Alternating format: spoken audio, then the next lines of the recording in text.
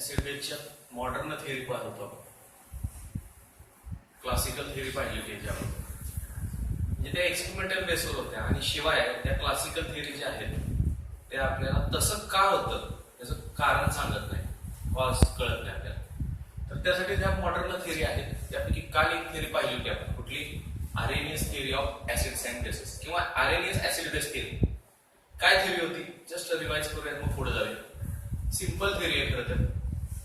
According to Arrhenius theory, acid is a substance which contain hydrogen and produce H plus ion in aqueous solution. कुठलाही acid जर असेल, एखाद्या सबस्टन्सला acid कधी बनता येईल, तर पहिली गोष्ट त्यात हायड्रोजन पाहिजे आणि दुसरी गोष्ट तो जर aqueous त्याचं सोल्युशन तयार केलं तर त्याचं काय तयार झालं पाहिजे? H plus ion त्यात मिळाले पाहिजे. तर त्यासाठी आपण सी करूया आपण. म्हणजे acid is a substance which contain hydrogen and produce H plus ion, that is proton in aqueous solution.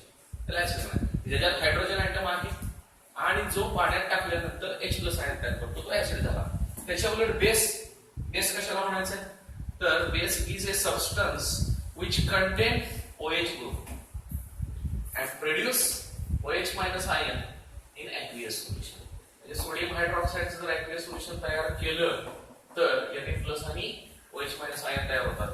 मग OH ग्रुप आहे आणि OH मायनस आयन तयार करतो पाण्यात टाकल्यानंतर, म्हणजे हा बेस आहे. तर अशा प्रकारे एकदम सिंपल अशी थिअरी तयार केली त्या रेंजनी. पण या थिअरीचे काही लिमिटेशन्स होते, बघितले होते आपण काही लिमिटेशन्स. काय लिमिटेशन होते? तर this theory is applicable only for aqueous solutions. Aqueous solution साठीच फक्त लागू आहे. जर तुम्ही ऍक्वियस सोल्युशन नाही तयार केलं तर ही थिअरी ऍप्लिकेबल नाही. कारण सांगताना तरी काय सांगितलं? Acid is a substance which contain hydrogen and produce H plus ion in aqueous solution. त्याला सांगताना सांगितलं म्हणजे फक्त aqueous solution साठीच ऍप्लिकेबल आहे. पुढे दुसरं काय आपल्याला लिमिटेशन सांगता येईल? तर it cannot explain acidic nature of HCl gas. म्हणजे एक उदाहरण घेतलंय HCl गॅस. अशी कितीतरी सबस्टन्स आहेत की ज्यांचं ऍसिडिक नेचर ही थिअरी ओळखत नाही. कारण का HCl हा गॅसियस स्टेट मध्ये असताना सुद्धा, नॅचरली गॅसच आहे तो, पण गॅसियस स्टेट मध्ये असताना सुद्धा ऍसिडिक कॅरेक्टर दाखवतो. पण ह्याचा ऍसिडिक कॅरेक्टर आरएनएस थिअरी ओळखूच येत नाही. बरोबर आहे? तशाच प्रकारे it cannot explain basic nature of gases like ammonia. काही सबस्टन्स बेसिक नेचर हा ओळखत नाही. फॉर एक्झाम्पल अमोनिया हा गॅस बेसिक नेचर दाखवतो, पण आरएनएस थिअरीनुसार नाहीतर यात OH ग्रुप पण नाहीये. बरोबर आहे ना? मग हा बेसिक नेचर कसा होईल आरएनएच्या थिअरीनुसार? पण हा बेसिक नेचर दाखवतो ना. ठीक आहे, मग ह्याचं बेसिक नेचर काय हे आरएनएस थिअरीने एक्सप्लेन करता येत नाही. काही सॉल्ट्स आहेत जे ऍसिडिक किंवा बेसिक नेचर दाखवतात, ते त्यांचं ऍसिडिक बेसिक नेचर पण आरएनएस थिअरीने ओळखू येत नाही. फॉर एक्झाम्पल सोडियम कार्बोनेट घेतला, बेसिक आहे माहित आहे तुम्हाला, पण ह्यात कुठं OH ग्रुप आहे आणि मग हा बेसिक येईल का आरएनएस थिअरीनुसार? पण हा बेसिक नेचर दाखवतो ना. आरएनएस थिअरी तर कमीच पडते ना, लिमिटेशन्स आहेत. आणि आणखी एक लिमिटेशन म्हणजे according to Arrhenius theory H plus ions exist free in aqueous solution. पाण्यामध्ये H plus ion फ्री असतात असं आरएनएस ला म्हणायचं होतं. But H plus ions cannot exist free in aqueous solution. H plus ion कधीही पाण्यामध्ये अशा फ्री मुक्त अवस्थेत नसतात, तर ते पाण्याबरोबर रिॲक्ट होतात आणि त्याच्यापासून तयार होतो H3O प्लस आयन तयार होतो. याला हायड्रोनियम आयन असं म्हणतात. H3O प्लस आयन तयार होतात. म्हणजे या H प्लस आयन बरोबर वॉटर मॉलिक्युल एक अटॅच होतो. पाणी मिसळणं या प्रोसेसला हायड्रेशन म्हणतात. तर according to Arrhenius theory H plus ions, that is proton, exist free in aqueous solution, but in actual practice H plus ions are always hydrated and exist as a H3O plus ion, that is hydronium ion. Hydronium आयनच्या अवस्थेतच ते पाण्यामध्ये present असतात. कधीही H plus ions हे एकटे नसतातच. पण सिम्प्लिसिटीसाठी परत आपण इथून पुढे चॅप्टर मध्ये काय घेणार आहे? H plus ion असंच दाखवणार आहोत. जरी ते एक पाण्याबरोबर मिसळले असले तर समजा मी ह्याची फोड केली, ह्याची फोड कशी करता येते आपल्याला? H2O प्लस H2O ला H2O गेला असं करून शेवटी आपण H प्लसच लिहिणार आहोत. पण ऍक्च्युअली तसं नसतं. ठीक आहे, सिम्प्लिसिटीसाठी सोपं जावं म्हणून ते तसं H plus ions घेणार आहोत इथून पुढे. तर हे झाले आर्हेनियस थिअरी आणि त्याचे लिमिटेशन. आता याला काहीतरी लिमिटेशन्स होते म्हणून दुसरी थिअरी तयार करण्यात आली. आणि ही जी दुसरी थिअरी आहे ती आहे लॉरी ब्रॉन्स्टेड. ब्रॉन्स्टेड लॉरी म्हणा तरी चालते. theory of acids and bases. Acids and bases. Lowry and Bronsted theory 1923 ला ही थिअरी इंट्रोड्यूस करण्यात आली. आणि लॉरी आणि ब्रॉन्स्टेड हे दोन वेगवेगळे सायंटिस्ट आहेत. त्यांनी वेगवेगळे ठिकाणी ह्या थिअरी इंडिपेंडेंटली तयार केल्या. दोघांनी मिळून तयार केलेल्या नाही आहेत. त्यांनी स्वतंत्र थिअरी तयार केली, त्यांनी स्वतंत्र थिअरी तयार केली, पण दोघांची थिअरी एकच आली आणि त्यामुळे दोघांचंही नाव त्याला दिलेलं आहे. दोघांनी इंडिपेंडेंटली ही थिअरी तयार केली आहे, एकत्र असं नाही. आणि काय थिअरी आहे तर ऍसिड बेस ओळखू येण्यासाठी किंवा आरएनएचे काही थिअरी मधले जे ड्रॉबॅक्स आहेत ते दूर व्हावे म्हणून ही थिअरी तयार करण्यात आली. एकदम सिंपल आहे. According to Lowry and Bronsted, acid is a substance which donate proton to the other substance. मग इथे aqueous solutionचा काही प्रश्नच येत नाही. आरएनएस थिअरीचं मुद्दा म्हणून मी आता जरा रिव्हिजन घेतलं, कारण त्याच्यातले जे ड्रॉबॅक आहेत ते इथं दूर करायचा प्रयत्न केला, त्याचे जे लिमिटेशन्स आहेत ते इथं दूर करायचा प्रयत्न केला. म्हणजे आरएनएस थिअरीने जे सबस्टन्स ऍसिड आहे ते ओळखू येत नाही ते इथं ओळखू येत. असा सबस्टन्स की जो दुसऱ्याला H+ आयन देतो त्याला ऍसिड बनायचं. आणि बेस त्याच्या उलट काय असेल, दुसऱ्याकडून जो H+ ion that is proton accept करतो तो असतो, तो बेस असतो. एक उदाहरण घेऊया म्हणजे लक्षात येते आपल्या. NH3 आणि HCl, अगोदर HCl लिहितो. HCl घेतला आणि NH3 घेतला, दोन्ही गॅस आहेत तुम्हाला माहिती आहे, ठीक आहे. तर या दोघांची जर रिएक्शन केली तर काय होतं, हा H+ आयन त्याला देऊन टाकतो. या अमोनियाला जर H+ आयन मिळाला तर त्याचं पहिलंच NH3 होतं, अजून एक H मिळाला म्हणजे NH4 झालं, पण एक प्लस चार्ज आला ना त्याच्यावर, तर NH4+ आयन तयार झाला. NH4+ आयन तयार झाला आणि ह्यानं एक हायड्रोजनचा आयन त्याला दिलाय. इथं काय झालं ऍक्च्युअली काय होणार, HCl मध्ये कॉइल बॉन्ड असतो, ब्रेक होतो. हा ब्रेक होताना हा क्लोरीन काय करतो, जी शेअरिंग पेअर ऑफ इलेक्ट्रॉन असते ती स्वतःकडेच घेतो. स्वतःचा पण इलेक्ट्रॉन स्वतःकडे, त्या हायड्रोजनचा पण स्वतःकडेच घेतो. त्यामुळे ह्याच्यावर येतो एक मायनस चार्ज आणि ह्याच्यावर येतो एक प्लस चार्ज. अशा प्रकारे हे प्रोटॉन तयार होतो आणि तो प्रोटॉन काय होतो, ह्या अमोनियाला मिळतो आणि त्याचं तयार होतं NH4+ आयन. त्याच्यावर हा काय होईल रे, Cl- आयन. अशा प्रकारे तयार होतं. ऍक्च्युअली NH4 आणि Cl या दोघांचं जर कॉम्बिनेशन झालं तर त्याच्यापासून काय तयार होतोय, NH4Cl हा सॉलिड आहे. हा अमोनियम क्लोराईडचा सॉलिड तयार होतो, ठीक आहे. हा गॅस आहे, हा गॅस आहे, हा अमोनियम क्लोराईड तयार होतो. पण आपण ते लिहिताना फोडून लिहिलेलं आहे. ऍक्च्युअली हे काय, हा NH4Clच आहे, बरोबर आहे. पण आपण NH4+ आणि Cl- अशा अवस्थेत लिहिलेलं आहे. कारण तसं जोपर्यंत लिहित नाही पण तोपर्यंत कुणी प्रोटॉन दिला आणि कुणी प्रोटॉन ऍक्सेप्ट केला हे कळत नाही ना, म्हणून तसं आपण लिहिलेलं आहे. आता पहा जरा यात काय झालंय, HCl मधला एक प्रोटॉन कमी झालाय, ह्यानं प्रोटॉन त्याला डोनेट केलाय आणि त्यामुळे ह्याचा प्रोटॉन एक गेल्यामुळे त्याच्यावर काय झाले, Cl- आयन तयार झालं त्याच्यावर. म्हणजे हा सबस्टन्स काय आहे, प्रोटॉन डोनर आहे, प्रोटॉन दुसऱ्याला देऊन टाकतोय. म्हणजे लॉरी आणि ब्रॉन्स्टेड थिअरीनुसार हा काय आहे, ऍसिड आहे, हा ऍसिड आहे. त्याच्या उलट अमोनियाने ह्याच्याकडून प्रोटॉन काय केलाय, ऍक्सेप्ट केलाय. Proton acceptors are called as bases, बरोबर आहे. Proton acceptor is called as base आणि ammonia accept proton from HCl.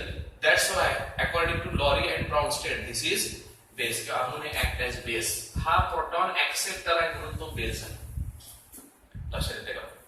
तर आरएनएस थिअरीनुसार HCl गॅसचा ऍसिडिक नेचर ओळखू येत नव्हतं. जोपर्यंत तो पाण्यात डिझॉल्व्ह करत नाही तोपर्यंत ओळखू येत नव्हतं. पण या लॉरी ब्रॉन्स्टेडने हा ड्रॉबॅक दूर केला नाही बाबा. इथे ऍक्वियस सोल्युशनचा काही सवालच नाहीये. शिवाय हा गॅसियस स्टेट मध्ये असताना पण ऍसिड का आहे ते ओळखू येतो, हा गॅसियस स्टेट मध्ये असताना सुद्धा बेस का आहे ते ओळखू येतो.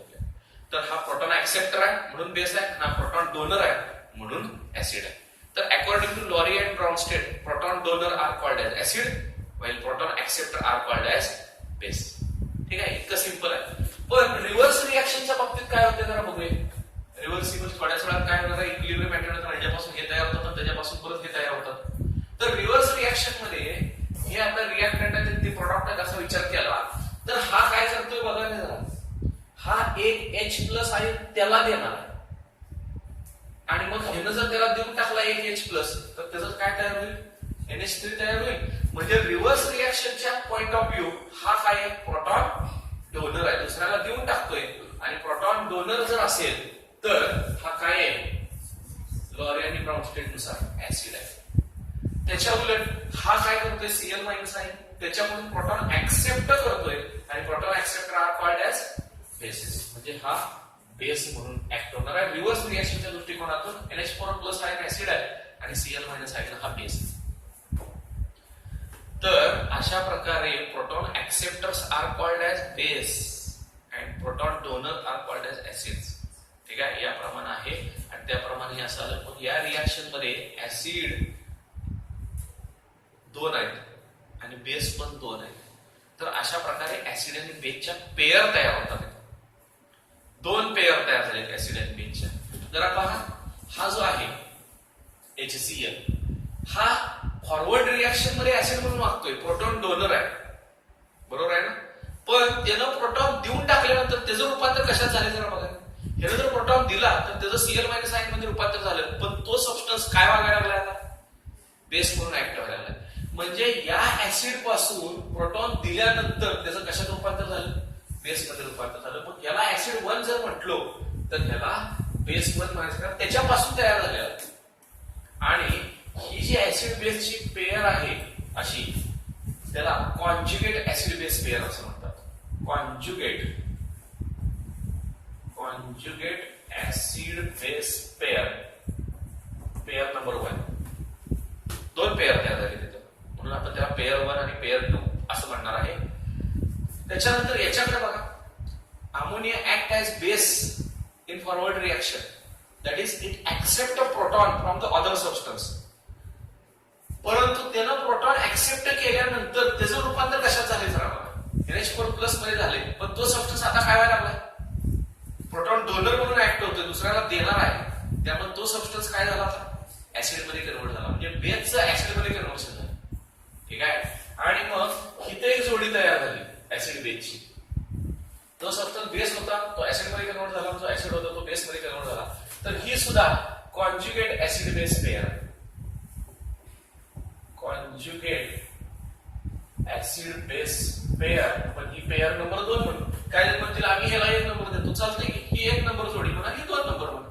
अगोदर त्याला नाव दिलं असतं, मी त्याला 1 नंबर म्हणलो असतो आणि मग ह्याला 2 नंबर म्हणलो असतो. म्हणजे ही दुसरी जोडी.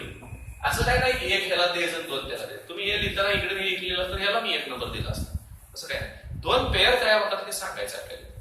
ठीक आहे, म्हणजे थोडक्यात प्रोटॉन्स देणारे ऍसिड आणि प्रोटॉन ऍक्सेप्ट करणारे बेस. आणि त्याच्या एखादी ऍसिड बेस रिएक्शन जर घेतली तर त्याच्यात exchange of proton from one substance to another substance होत असतं. बस, बाकी काही नाही. एखादी ऍसिड बेसची रिएक्शन म्हणजे काय होत असतं, तर exchange of proton takes place from one substance to another substance. आणि एक्सचेंज केल्यावर ऍसिडचं बेसमध्ये आणि बेसचं ऍसिडमध्ये कन्व्हर्शन होतं. अशा प्रकारे 2 कॉन्जुगेट ऍसिड बेसच्या पेयर तयार होतात. आता ह्या कॉन्जुगेट ऍसिड बेसच्या पेयर ज्या आहेत ना, त्यात जरा वैशिष्ट्य काय आहे जरा बघा. HCl आणि Cl मध्ये काय फरक आहे, H प्लस आयनचा फरक आहे. ह्याच्यापेक्षा H प्लस आयन त्यात एक कमी आहे किंवा त्याच्यापेक्षा ह्यात एक H प्लस आयन जादा आहे. म्हणजे conjugate acid base pair differ by H plus ion. त्यांच्यात कशाला फरक असतो, फक्त एक H प्लस आयनचा फरक असतो. याच्यात पण बघा, ह्याच्यात एक H प्लस ज्यादा, ह्याच्यापेक्षा त्याच्यात एक ज्यादा आहे किंवा त्याच्यापेक्षा ह्यात एक काय आहे कमी आहे. पण तुम्हाला conjugate acid base pair identify करा असा प्रश्न असतो.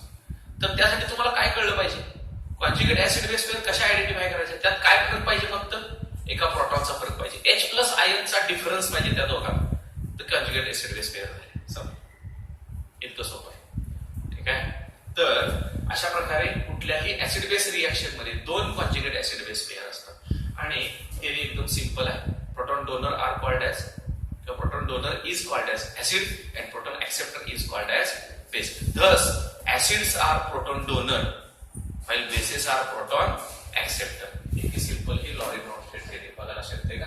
आणि कॉन्जुगेट ऍसिड बेस पेअर कशा काढायच्या. जो ऍसिड असतो तो बेस मध्ये कन्वर्ट होतो, बेस असतो तो ऍसिड मध्ये कन्वर्ट होतो. ऍसिड बेस पेअरची थेरी म्हणजे पेअर तयार होते. तिसरी थेरी आहे. आता यात पण काही ड्रॉबॅक्स आहेत, ठीक आहे. आणि त्याच्यामुळे तिसरी थेरी तयार करण्यात आली. अमेरिकन सायंटिस्ट लेविस त्याने ती तिसरी थेरी तयार केली आहे आणि त्यामुळे आपण त्याला लेविस ऍसिड बेस थेरी या नावाने ओळखतो.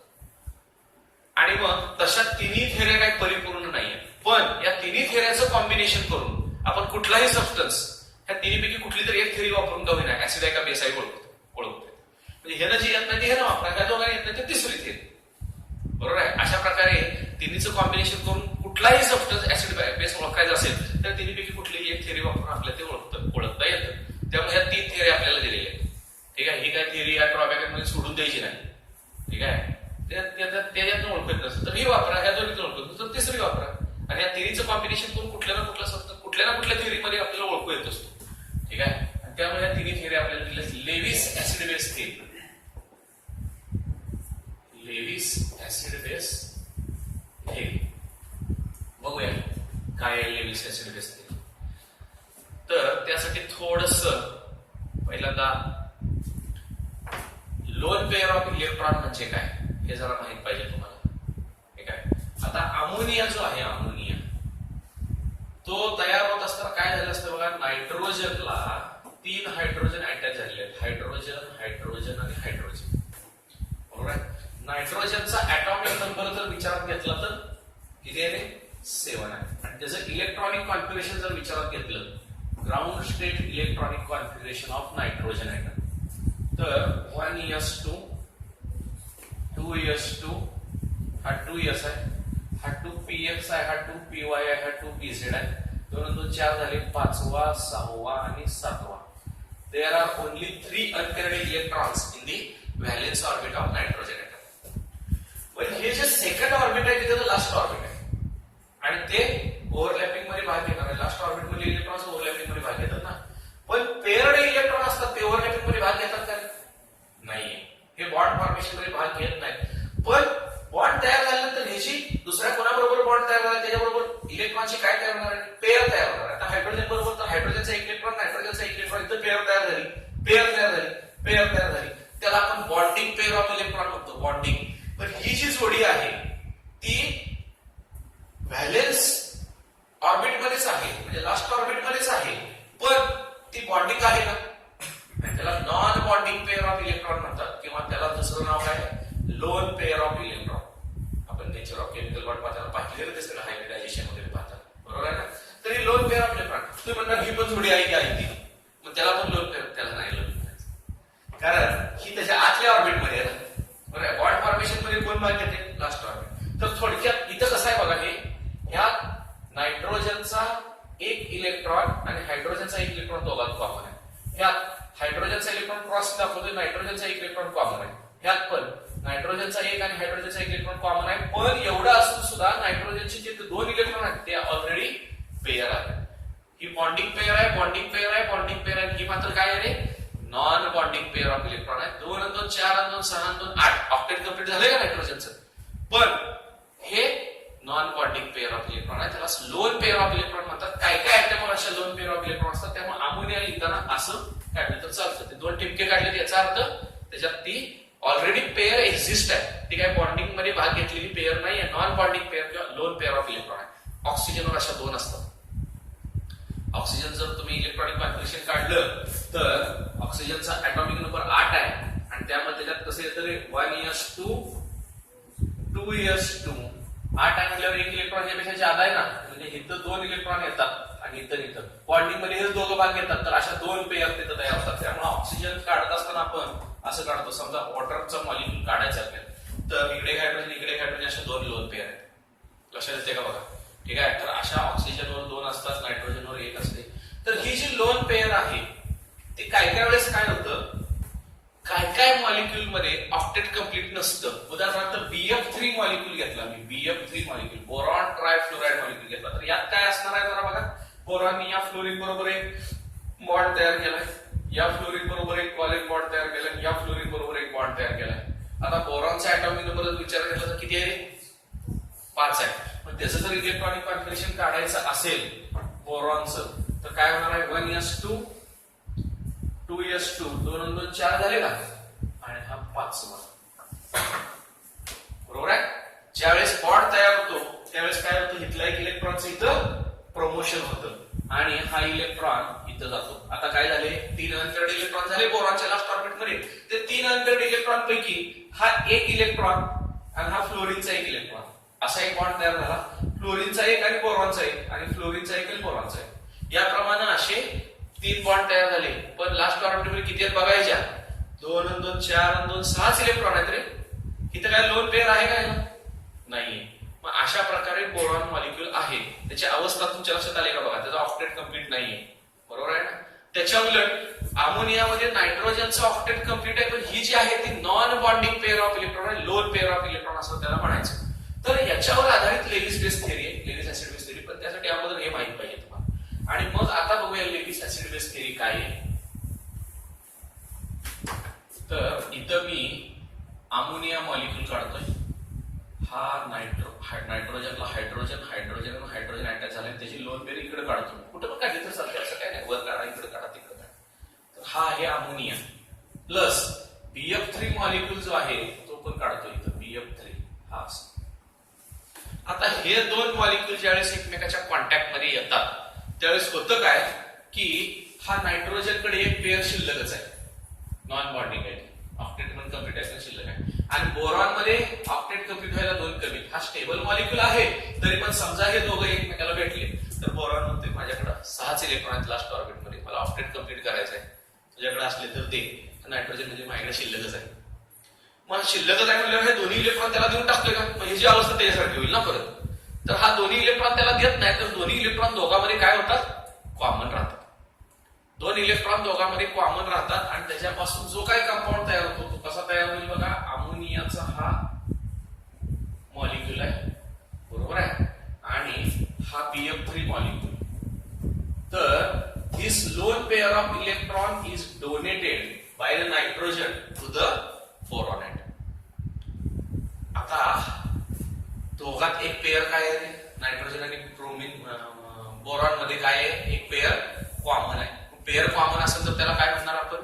कोव्हॅलेंट बॉन्ड म्हणणार. पण हा कोव्हॅलेंट बॉन्ड जरा वेगळ्या प्रकारचा आहे. This covalent bond is different from the ordinary covalent bond. कारण ऑर्डिनरी कोव्हॅलेंट बॉन्ड मध्ये काय असतं? एक पेअर कॉमनच असते, पण या ऍटमचा एक इलेक्ट्रॉन त्या ऍटमचा एक इलेक्ट्रॉन असं दोघांचा एक एक इलेक्ट्रॉन असतो. दोघांची 50-50% पार्टनरशिप असते त्यात, बरोबर आहे ना? दोघांचं इक्वल कॉन्ट्रीब्युशन असतं, त्याला आपण कोव्हॅलेंट बॉन्ड म्हणतो. पण इथं काय आहे? दोघात एक इलेक्ट्रॉन कॉमनच आहे, एक पेअर दोघात, पण ती एकाचीच पेअर आहे. एकानंच कुणीतरी 2 इलेक्ट्रॉन दिलेले आहेत. ह्यानं दिलं का? ह्याचं कॉन्ट्रीब्युशन आहे का त्यात? नाही. मग अशा प्रकारे जो कोव्हॅलेंट बॉन्ड तयार होतो त्याला कोऑर्डिनेट कोव्हॅलेंट बॉन्ड म्हणतात. त्याला काय म्हणायचं? या बॉन्डला कोऑर्डिनेट कोव्हॅलेंट बॉन्ड. आणि असे जे कंपाऊंड तयार होतात त्यांना कोऑर्डिनेट कंपाऊंड म्हणतात, किंवा कॉम्प्लेक्स तयार झालाय आणि त्यामुळे याला कोऑर्डिनेट कॉम्प्लेक्स असं पण म्हणतात. कोऑर्डिनेट कंपाऊंड म्हणा, अगर कोऑर्डिनेट कॉम्प्लेक्स म्हणा, ठीक आहे. तर कोऑर्डिनेट कोव्हॅलेंट बॉन्ड म्हणजे कोव्हॅलेंट बॉन्डचाच हा प्रकार, पण त्याला आपण काय म्हणणार आहे? कोऑर्डिनेट कोव्हॅलेंट बॉन्ड असं म्हणणार आहे. काय फरक आहे लक्षात आलं का? बघा, साधा कोव्हॅलेंट बॉन्ड आणि हा कोऑर्डिनेट कोव्हॅलेंट बॉन्ड यात काय फरक आहे? ज्यावेळेस सिंपल कोव्हॅलेंट बॉन्ड असतो त्यावेळेस दोन्ही ऍटमनी एक एक इलेक्ट्रॉन दिलेला असतो एक बॉन्ड तयार करण्यासाठी. इथं एकाच ऍटमनी दोन्ही इलेक्ट्रॉन शेअर केलेले आहे, ठीक आहे. Share in pair of electron असं त्याला पण म्हणता येईल. आणि हा जो कॉम्प्लेक्स तयार झालाय त्याला काय म्हणायचं आहे? कोऑर्डिनेट कॉम्प्लेक्स तयार झाला. आणि त्या बॉन्डला कोऑर्डिनेट कोव्हॅलेंट बॉन्ड म्हणायचं. आपण कोव्हॅलेंट बॉन्ड नुसत्या डॅशने दाखवतो. कोऑर्डिनेट कोव्हॅलेंट बॉन्ड कसा दाखवलाय? एरोने दाखवलाय. बरं, एरो इकडे तोड करून का तिकडे तोड करून कसा काढायचा? कुणी इलेक्ट्रॉन पेअर डोनेट केले त्याच्याकडून स्टार्ट होणारा, कुणाला डोनेट केले त्याच्याकडे जाणारा असा एरो दाखवायचा असतो. हा कोऑर्डिनेट कोव्हॅलेंट बॉन्ड दाखवले, लक्षात ठेवा. किंवा ह्याचं जर आपण इलेक्ट्रॉनिक वाईज स्ट्रक्चर काढायचं म्हटलं तरी पण टिपक्या वाईज, म्हणजे याचा एक टिपका, याचा क्रॉस, याचा टिपका, याचा क्रॉस, याचा टिपका, किंवा काढतो वाटल्यास तर मी ह्याचं हे इलेक्ट्रॉन काढले, ह्याचा हा इलेक्ट्रॉन आणि याचा हा इलेक्ट्रॉन. इथं पण आपल्याला कसं करता येईल, हा बोरॉनचा इलेक्ट्रॉन हा फ्लोरीनचा, हा बोरॉनचा हा फ्लोरीनचा, हा बोरॉनचा हा फ्लोरीनचा, आणि इथं काय करता येईल, ही जी पेअर आहे ती दोघात कॉमन. ठीक आहे, किंवा तुम्ही असं पण दाखवू शकता. बरोबर आहे. तर अशा प्रकारे कोऑर्डिनेट कोव्हॅलेंट बॉन्ड कसा तयार होतो हे लक्षात घ्या, कोऑर्डिनेट कॉम्प्लेक्स कसा तयार होतो, आणि मग याच्यावरून लेविसनी ऍसिड बेस थेरी कशी तयार केली आहे बघा. According to Lewis theory, acid is a substance which accept lone pair of electron from the other substance. तो ह्यानं त्याला डोनेट केली आणि त्यानं काय केली, ऍक्सेप्ट केली, आणि त्यामुळे हे आहे लेविस ऍसिड. जो दुसऱ्याकडून लोन पेअर ऍक्सेप्ट करतो तो लेविस ऍसिड असतो, आणि जो दुसऱ्याला लोन पेअर डोनेट करतो तो काय असतो, लेविस बेस असतो. त्याला लेविस ऍसिड आणि लेविस बेस असंच म्हणायचं, कारण लेविस थेअरीनुसार ते काढलेलं आहे म्हणून त्याला म्हणतात. तो अमोनिया गॅस जो आहे तो आरएनएस थेअरीमध्ये आपल्याला ऍसिड आहे का बेस आहे ओळखू येत होतं, म्हणजे तो बेसच आहे, पण आरएनएस थेअरीनुसार ओळखू येत होतं. कारण आरएनएस थेअरीनुसार बेस कुणाला म्हणायचं, एक तर त्यात OH ग्रुप पाहिजे, आणि वॉटरमध्ये सोल्युशन तयार केली की OH मायनस आयन मिळालं पाहिजे, त्यात OH ग्रुपच नाही आहे मुळात. त्यामुळे हा सबस्टन्स बेसिक ह्याचं नेचर आरएनएस थेअरीनुसार ओळखू येत नव्हतं. पुढं लॉरे ब्रॉन्स्टेड थेअरीनुसार ह्याचं बेसिक नेचर ओळखू येत होतं, कारण हा HCl कडून H+ आयन काय करत होता, ऍक्सेप्ट करत होता, त्यामुळे ओळखू येत होतं. ठीक आहे, पण लॉरी ब्रॉन्स्टेड थेअरीनुसार याचं ऍसिडिक नेचर ओळखू येईल का, कारण ऍसिड कुणाला म्हणायचं, लॉरी ब्रॉन्स्टेड थेअरीनुसार एक तर आरएनएस थेअरीनुसार ज्याच्यात H आहे आणि जो दुसऱ्याला आणि ऍक्वियस सोल्युशन मध्ये H+ तयार करतो त्याला आपण ऍसिड म्हणणार आहे, त्याच्यात Hच नाही, त्यामुळे पाण्यात टाकल्यावर परत H+ आयन तयार व्हायचा, त्याचा पुढचा विचार करायला गरज नाही, पहिलेच त्याची कंडिशन लागू पडत नाही, H नाहीच आहे, म्हणजे आरएनएस थेअरीनुसार हा ऍसिड येत नाही. बरं, लॉरी ब्रॉन्स्टेड थेअरीनुसार ऍसिड येतो का, जो दुसऱ्याकडून नाही दुसऱ्याला प्रोटॉन डोनेट करतो त्याला ऍसिड म्हणायचं. अरे प्रोटॉनच नाहीये, डोनेट काय करणार आहे, हा प्रोटॉन आहे का, हा प्रोटॉन ह्यात आहे का, मग डोनेट कसा करणार हा, म्हणजे हा लॉरी ब्रॉन्स्टेड थेअरीनुसार पण ऍसिड येत नाही. तिसरी थेअरी आहे ना लेविस ऍसिड बेस, त्याच्यानुसार काय म्हणा ओळखू येते का नाही हे ऍसिड आहे का. म्हणून म्हणलं मी या तिन्ही थेअरीपैकी कुठलीही तरी एक थेअरी वापरून का होईना कुठलाही सबस्टन्स ऍसिड आहे का बेस आहे ओळखू येतोच. तर अशा प्रकारे बोरॉन ट्रायफ्लोराइड हा लेविस थेअरीनुसार ऍसिड आलेला आहे, म्हणून त्याला लेविस ऍसिड असं पण म्हटलं जातं. तो ऍसिडच आहे पण लेविस थेअरीनुसार आलाय, त्याला लेविस ऍसिड असं ही पद्धत असते, आणि हा झाला लेविस बेस. लक्षात झालं. म्हणजे according to Lewis acid base theory, base is a substance which donate lone pair of electron to the other substance to form a coordinate covalent bond, and acid is a substance which accept lone pair of electron from the other substance to form a coordinate covalent bond. अशा प्रकारे Lewis acid base theory आहे, बघा लक्षात घ्या. ठीक आहे, तर ह्या तीन मॉडर्न थेअरी आहेत ऍसिड आणि बेसच्या. आता ह्यात तुम्हाला काय शंका असेल तर मग चॅप्टरच्या पुढच्या आर्टिकलकडे जाऊया आपण. थेअरी झालेली, पुढे आपल्याला पाहायचं आहे ionization of acids and basis.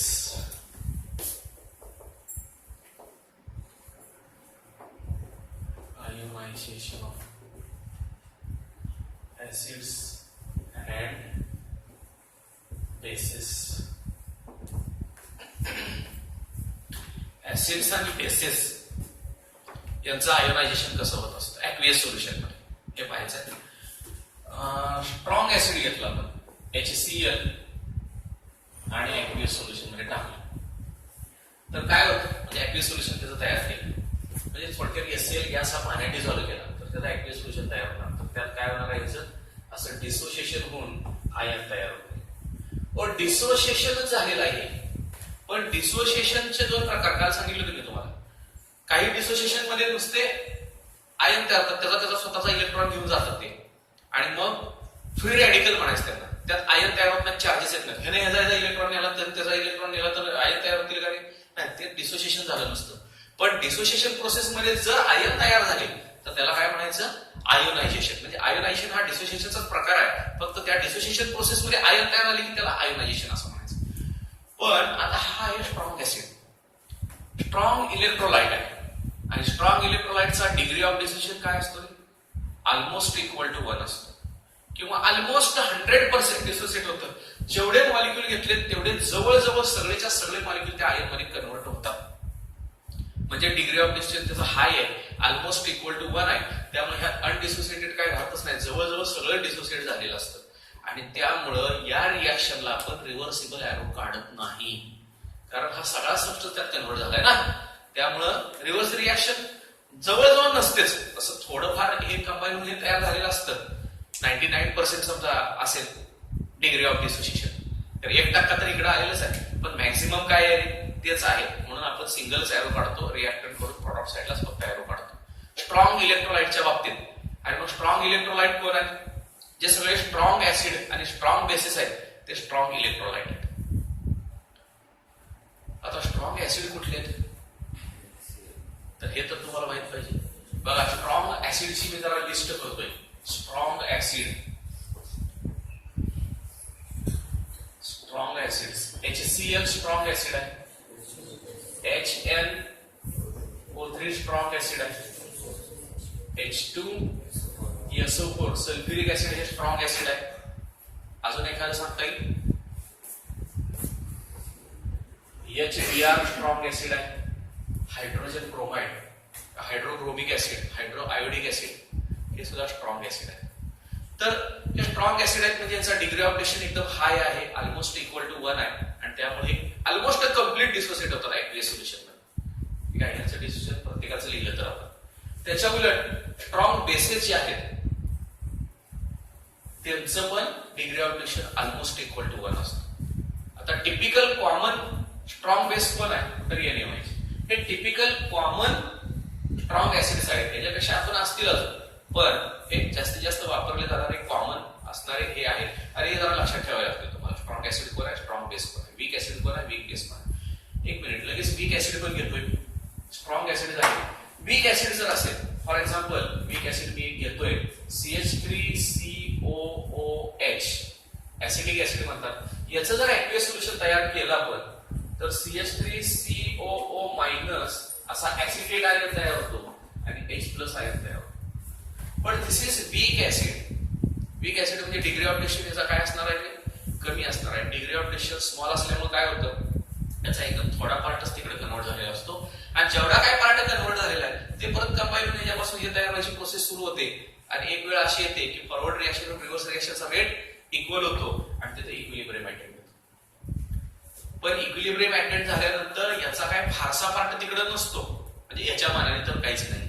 ठीक आहे, पण जेवढा काय पार्ट डिसोसिएट झालाय, आयोनाइज झालाय, तो या अनडिसोसिएटेड पार्टशी इक्विलिब्रियम मध्ये असतो. आणि त्यामुळे आपण वीक ऍसिडला असं इक्विलिब्रियम साईन काढतो, स्ट्रॉंग ऍसिडला काढत नाही. त्यातल्या कुठल्याची जरी आपण अशा आयनायझेशनची रिएक्शन लिहिली आहे सोल्युशन मध्ये तर आपण त्याला सिंगलच एरो काढणार आहे, कारण हा ऑलमोस्ट कम्प्लीट डिसोसिएट झालेला असतो. पण हा मात्र कमी प्रमाणात डिसोसिएट झालेला असतो. जेवढा काय डिसोसिएटेड पार्ट आहे तो अनडिसोसिएटेड पार्टशी इक्विलिब्रियम मध्ये असतो. त्यामुळे आपण असं लिहिणार आहोत. ठीक आहे, आणि मग वीक ऍसिड कुठली कुठली तर एक साधारणतः काय लक्षात ठेवायचं माहिती का, ऑर्गॅनिक केमिस्ट्री मध्ये जे ऍसिड आहे, ऍसिडिक ऍसिड आहे, फॉर्मिक ऍसिड आहे. फॉर्मिक ऍसिड असं असतं HCOH. एक मिनिट, इथं मी लिहितोय अगोदर वीक ऍसिड. वीक ऍसिड कोण कोण आहे, formic acid HCOOH, acidic acid CH3COOH. ऍसिडची फॅमिलीज आहेत ऑर्गॅनिक ऍसिडची. ठीक आहे, ते सगळे वीकच असतील. पण इनऑर्गॅनिक मधले वीक ऍसिड सांगता येईल कोणाला एखादं weak acid? HNO2, HNO3 strong आहे पण HNO2 वीक आहे. ठीक आहे, नायट्रिक ऍसिड, नायट्रस ऍसिड कमी असली गरज म्हणायचं मला याच्या अगोदर सांगितलं होते. ठीक आहे, नायट्रस ऍसिड. पुढं अजून एखादं वीक ऍसिड सांगता येईल? MN amino acid weak acid असतात. बरं, ठीक आहे. अजून HF. HF हा हायड्रोफ्लोरिक ऍसिड आहे ना, ते वीक ऍसिड असतं. हे लक्षात ठेवा, ह्याची जी भावंड आहेत हायड्रो आयोडिक ऍसिड, हायड्रोक्रोमिक ऍसिड आणि हायड्रोक्लोरिक ऍसिड हे मात्र स्ट्रॉंग आहे, पण HF मात्र काय आहे, वीक ऍसिड आहे. बरोबर आहे. तर ऑर्गॅनिक ऍसिड आहे किंवा HNO2 आहे किंवा HF आहे. अजून तुम्हाला जर सांगायची म्हटली वीक ऍसिड तर H2S आहे, H2S एक दिलेला आहे, H2S हायड्रोजन सल्फाइड. तर these are the weak acid. तर ह्यांच्या जर रिएक्शन तुम्ही लिहिल्या अशा एक्वियस सोल्युशन मध्ये आयोनायझेशनच्या, तर त्या सगळ्याला काय करावं लागेल आपल्याला, इक्विलिब्रियम साइन काढावं लागेल. कारण डिसोसिएटेड पार्ट हा अनडिसोसिएटेड पार्टशी इक्विलिब्रियम मध्ये असतो. पण स्ट्रॉंग ऍसिडचा degree of destruction almost equal to 1 असतो किंवा 100% असतो जवळजवळ. त्यामुळे रिव्हर्स रिएक्शन फारशी नसतेच तिथं. त्यामुळे तिथं आपण सिंगल एरो काढतो. जसं ऍसिड विषयी आहे तसंच बेस विषयी पण आहे. जे स्ट्रॉंग बेसेस आहेत, स्ट्रॉंग बेस, त्यांचा डिग्री ऑफ डिस्ट्रक्शन पण ऑलमोस्ट इक्वल टू 1 असतो. आणि त्याच्यामुळे त्याची रिएक्शन घेताना for example NaOH, typical strong basis कोण कोण आहेत, NaOH आहे, KOH. ठीक आहे, sodium hydroxide, potassium hydroxide. Lithium hydroxide घेतलं तर चालतं, LiOH. ठीक आहे, तर हे पण जास्त कॉमन मध्ये ते नसतं, तर हे दोन जास्त कॉमन आहेत. तर टिपिकल कॉमन स्ट्रॉंग बेसिस हे आहेत. आणि यांचं जर आपण एक्वियस सोल्युशन तयार केलं तर यांचा degree of dissociation almost equal to 1 आहे, म्हणजे स्ट्रॉंग आहेत. ठीक आहे, म्हणजे स्ट्रॉंग इलेक्ट्रोलाइट आहेत. आपण इलेक्ट्रोलाइट स्ट्रॉंग आणि वीक पाहिलं होतं. जे ऑलमोस्ट कम्प्लीट डिसोसिएट होतात तो स्ट्रॉंग इलेक्ट्रोलाइट असतो. त्याचा degree of dissociation almost equal to 1 असतो, तो स्ट्रॉंग असतो. त्यामुळे ह्याचं ऑलमोस्ट कम्प्लीट डिसोसिएशन झालेलं असतं Na+ आणि OH- आयन मध्ये. त्यामुळे रिव्हर्स रिएक्शन फारशी अस्तित्वातच नसते. आणि म्हणून याला आपण सिंगल एरोज काढतो. स्ट्रॉंग बेस असेल तर ते असं दाखवायचं आहे. ठीक आहे, आणि त्याच्या उलट वीक बेस असतील तर त्याच्यामध्ये मात्र काय होतं. आता वीक बेसचं एखादं उदाहरण घ्यायचं म्हटलं तर NH4OH, ammonium hydroxide is weak base, typical weak base. आणि त्याचं जर आपण एक्वियस सोल्युशन तयार केलं तर त्याचा थोडाच पार्ट डिसोसिएट होतो, कारण ते वीक इलेक्ट्रोलाइट आहे. आणि NH4+ आणि OH- जेवढा काय डिसोसिएटेड पार्ट आहे तो अनडिसोसिएटेड पार्टशी इक्विलिब्रियम मध्ये येतो थोड्याच वेळात. आणि त्यामुळं वीक ऍसिड असो अगर वीक बेस असो, त्याला मात्र आपण इक्विलिब्रियम साइन काढतो, कारण त्याचा स्मॉल पार्ट डिसोसिएट झालेला असतो. आणि जेवढा काय पार्ट डिसोसिएट झालेला आहे तो अनडिसोसिएटेड पार्टशी इक्विलिब्रियम मध्ये असतो. पण त्याच्यावर स्ट्रॉंग ऍसिड किंवा स्ट्रॉंग बेस विषयी काय होतं की त्याचा degree of destruction almost equal to 1 असल्यामुळे जवळजवळ कम्प्लीट डिसोसिएशन झालेलं असतं. त्यामुळे आपण त्याला रिव्हर्सिबल एरो काढत नाही. काय बघायला लक्षात येते. आणि टिपिकल वीक बेसिस कुठले आहेत मग पुस्तकात तर एकच दिला, NH4OH. ठीक आहे, बघा हे स्ट्रॉंग ऍसिड आहे, स्ट्रॉंग बेसिस, वीक ऍसिड आणि वीक बेसिस लक्षात येते का.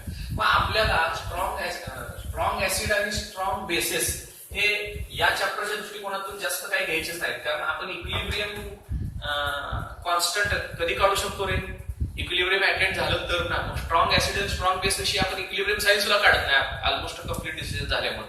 त्यामुळे वीक ऍसिड जर एखादा असेल, HA नावाचं एक जनरल घेतलेलं आहे जे वीक ऍसिड आहे. आता आपण स्ट्रॉंग घेणारच नाही, कारण आपल्याला तिथं काय करता येईल, इक्विलिब्रियम कॉन्स्टंटचं एक्सप्रेशनच लिहिता येणार नाही ना जर सिंगल एरो काढतो. हे वीक ऍसिड आहे. आणि त्याचं जर आपण एक्वियस सोल्युशन तयार केलं तर त्याचं H+ आणि A- अशा आहेत, त्यातलं एक जनरल घेतलेलं आहे. तर मग ह्याचा इक्विलिब्रियम कॉन्स्टंट कसा काढणार, तर वीक ऍसिडचा इक्विलिब्रियम कॉन्स्टंट Ka अक्षराने दाखवायचा. हे A फॉर ऍसिड आलं, इक्विलिब्रियम कॉन्स्टंट K ने दाखवतो आपण, बरोबर आहे. आणि तो Ka अक्षराने दाखवायचा. तो कसा येईल सांगा जरा मला. तर concentration of H+ ion into concentration of AH- ion divided by concentration of HA. अशा प्रकारे वीक ऍसिडच्या इक्विलिब्रियम कॉन्स्टंटचे एक्सप्रेशन येईल.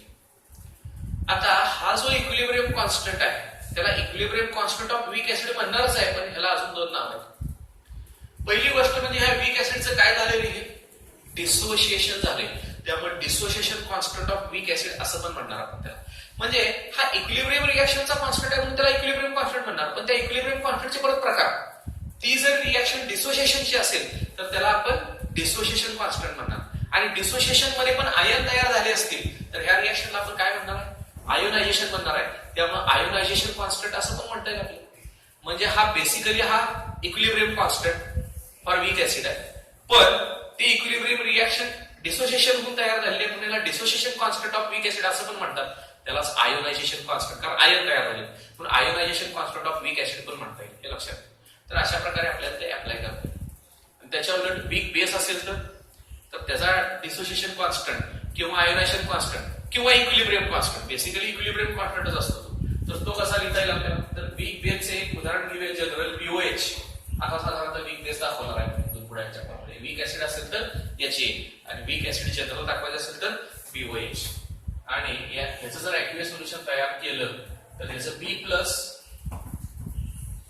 OH मायनस अशा प्रकारे हे तयार होतं.